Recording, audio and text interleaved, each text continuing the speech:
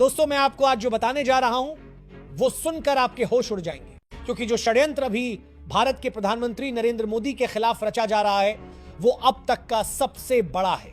यह कहानी केवल राजनीति की नहीं है, यह कहानी है डीप स्टेट की, उन ताकतों की जो न भारत को मजबूत होते देख सकती हैं, न भारत के बाजार को अपने हाथ से निकलने देना चाहती हैं।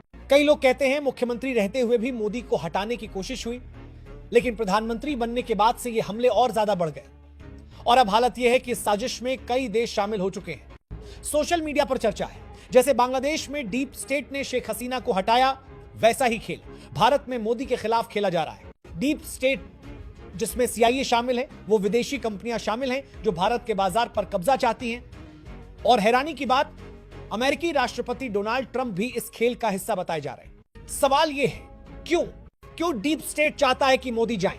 क्यों भारतीय विपक्ष ट्रंप की भाषा बोलने लगा है? क्या भारत में भी बांग्लादेश जैसा बवाल खड़ा होने वाला है?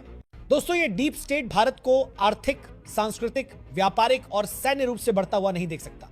ये चाहते हैं कि भारत के बाजार पर अमेरिकी कंपनियों का कब्जा हो और हमारी संस्कृति को तोड़ने के लिए फर्जी फेमिनिस्ट, कुछ NGOs, कुछ छद्म इतिहासकार और दिखावटी इन्फ्लुएंसर्स की पूरी फौज खड़ी कर दी गई है। लेकिन भारत बदल चुका है।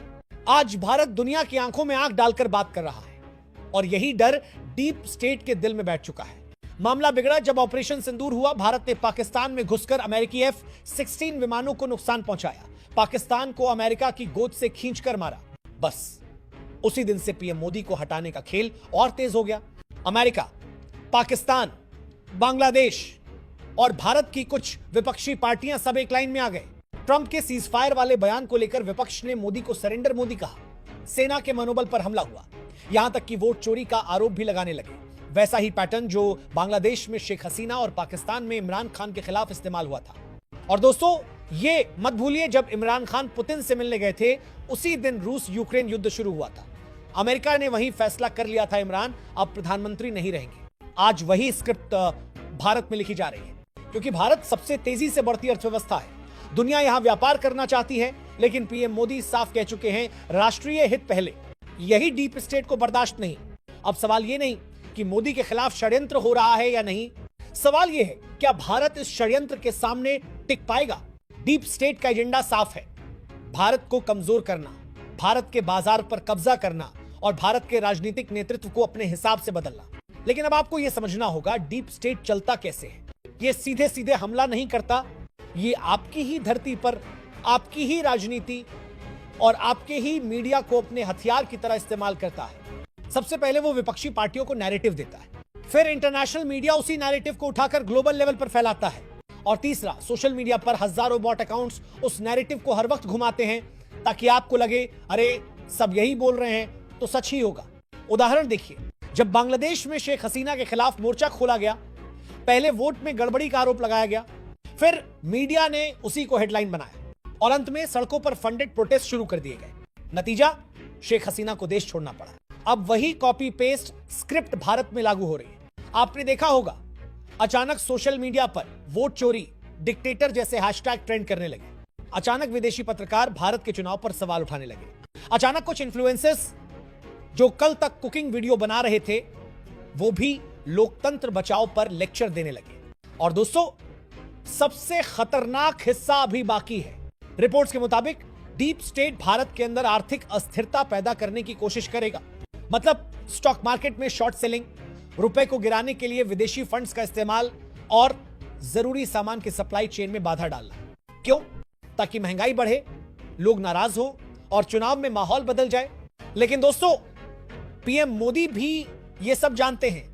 उन्होंने खुद कहा था, मैं जानता हूं कि व्यक्तिगत रूप से मुझे बड़ी कीमत चुकानी पड़ेगी, लेकिन मैं इसके लिए तैयार हूं। और अब खेल अगले लेवल पर जाने वाला है। सूत्र बताते हैं डीप स्टेट अगले 6 महीनों में भारत के खिलाफ एक मल्टी फ्रंट अटैक प्लान कर रहा है। राजनीतिक मोर्चा, आर्थिक मोर्चा, सांस्कृतिक मोर्चा और मीडिया मोर्चा सब एक साथ। सवाल है, क्या भारत इसके लिए तैयार है? और क्या हम ये लड़ाई सिर्फ दूर बैठकर देख सकते हैं या अब हमें भी मैदान में उतरना होगा?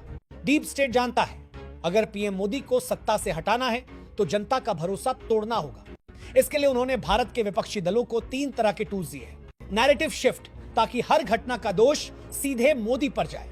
अंतर्राष्ट्रीय दबाव, विदेशी नेताओं और संस्थाओं से बयान दिलवाना कि भारत में लोकतंत्र खतरे में है, सड़क आंदोलन, बड़े शहरों में अचानक फंडेड प्रोटेस्ट करवाना ताकि मीडिया में तस्वीरें जाएं और माहौल खराब हो।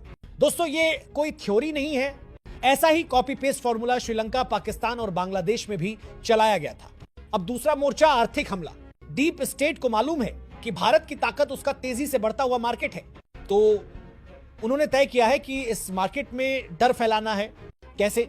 विदेशी निवेशकों के जरिए अचानक स्टॉक मार्केट में गिरावट लाना, रुपया गिराने के लिए डॉलर की भारी खरीद करना और भारत की सप्लाई चेन को तोड़ने के लिए जरूरी सामान जैसे फर्टिलाइजर, चिप्स और एनर्जी रिसोर्सेज की डिलीवरी रोकना। इसका असर सीधा आपकी जेब पर पड़ेगा, महंगाई बढ़ेगी, नौकरी घटेगी और लोग गुस्से में आएंगे। यही तो डीप स्टेट चाहता है, आर्थिक दर्द को राजनीतिक गुस्से में बदलना। तीसरा मोर्चा, सांस्कृतिक और सोशल हमला। दोस्तों, डीप स्टेट सिर्फ बंदूक से नहीं, दिमाग से भी लड़ता है।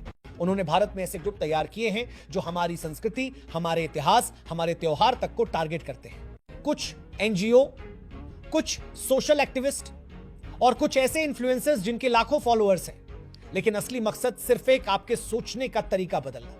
ये लोग लगातार सोशल मीडिया पर यही फैलाते हैं कि भारत में सब गलत है, भारत पीछे जा रहा है, मोदी तानाशाह है, ताकि धीरे धीरे बिना आपको पता चले आपके मन में देश और उसके नेतृत्व के प्रति अविश्वास बैठ जाए।